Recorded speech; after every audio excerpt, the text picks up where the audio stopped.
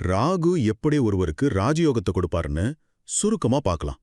பொதுவா ஜோதிடத்துல ராகுவ ஒரு பாவ கிரகம்னு சொன்னாலும் உங்க ஜாதகத்துல சில குறிப்பிட்ட இடங்கள்ல இருந்தா உங்களை எங்கேயோ கொண்டு போயிடும்.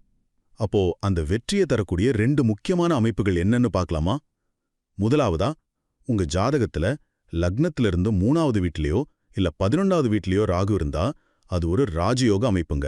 இந்த இடங்களை உபஜயஸ்தானம்னு சொல்லுவாங்க, அதாவது வளர்ச்சியை கொடுக்கக்கூடிய இடங்கள். உதாரணத்துக்கு, நீங்க மேஷ லக்னம்னா மிதுனத்திலேயோ அல்லது கும்பத்திலேயோ ராகு இருந்தா அது பெரிய வெற்றியை கொடுக்கும். இரண்டாவதா, உங்க லக்னாதிபதி, அதாவது உங்க லக்னத்தோட அதிபதி இருக்கிற வீட்ல இருந்து 3வது அல்லது 11வது வீட்ல ராகு இருந்தாலும் அதுவும் வெற்றியை தரும். சில சமயம் பாத்தீங்கன்னா லக்னம் லக்னாதிபதி 2 இடத்துல இருந்தோ ராகு நல்ல நிலைமையில இருந்தா அது ஒரு டபுள் டமாக்க மாதிரி இரட்டிப்பு வெற்றியை கொடுக்கும். கடைசியா, ரொம்ப முக்கியமான ஒரு விஷயம், இந்த நல்ல பலன்கள் எல்லாம் எப்போ நடக்கும்?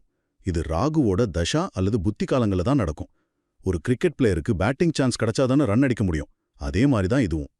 ஆக, உங்க ஜாதகத்துல ராகு இந்த மாதிரி விசேஷமான இடங்கள்ல இருந்து சரியான நேரமும் கூடி வந்துட்டா வெற்றி நிச்சயம்.